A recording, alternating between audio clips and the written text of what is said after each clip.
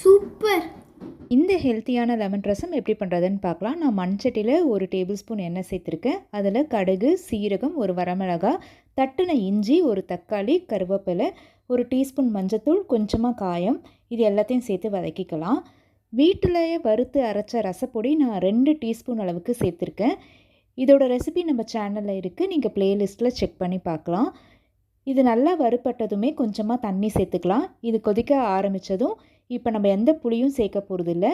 இதில் நல்லா வேக வச்சு குழச்சி வச்சுருக்க பாசிப்பருப்பை தண்ணியோடு சேர்த்துக்கிறேன். ரசத்துக்கு எவ்வளோ அளவு தண்ணி வேணுமோ அதையும் சேர்த்துட்டு உப்பு சரி பார்த்துட்டு ஒரு 5 மினிட்ஸ் நல்லா கொதித்ததும் ஆஃப் பண்ணிடலாம்.